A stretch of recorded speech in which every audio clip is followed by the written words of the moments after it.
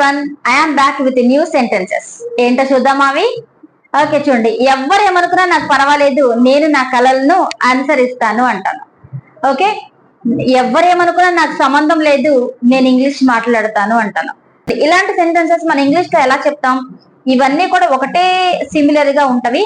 అవేంటో చూద్దాం. ఫస్ట్ నేను I will give 5 examples, then you will come to know. Okay, 5 examples చెప్తాను, then మీకు అర్థమవుతుంది.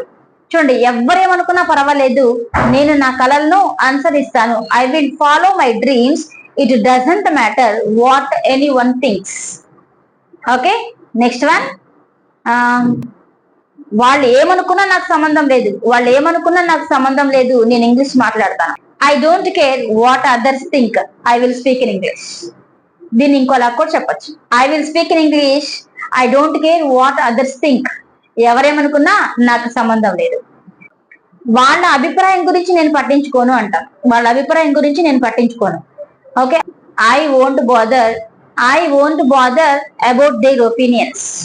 I won't bother about their opinions. వాళ్ళు ఏమన్నా అది నాపై ప్రభావం చూపడం. వాళ్ళు ఏమన్నా అది నాపై ప్రభావం చూపడం. What they say, what they tell or what they say, it doesn't effect me. ఇది నాపై ప్రభావం. వాళ్ళ తీర్పు నాకేమి కాదు, నా గురించి నా విలువ నాకు తెలుసు, లేదంటే నా విలువ నాకు తెలుసు. వాళ్ళ తీర్పు నాకు ఏమీ కాదు, నా గురించి నాకు తెలుసు, లేదంటే నా విలువ నాకు తెలుసు అంటాం. అప్పుడు ఎలా చెప్తాం? People's judgements nothing to me, I know my worth. నా విలువ ఏంటో నాకు తెలుసు, నా గురించి ఏంటో నాకు తెలుసు అని అర్థం. నచ్చిన వీడియో లైక్ చేయండి, షేర్ చేయండి. Thank you for watching. Have a nice day. Keep watching.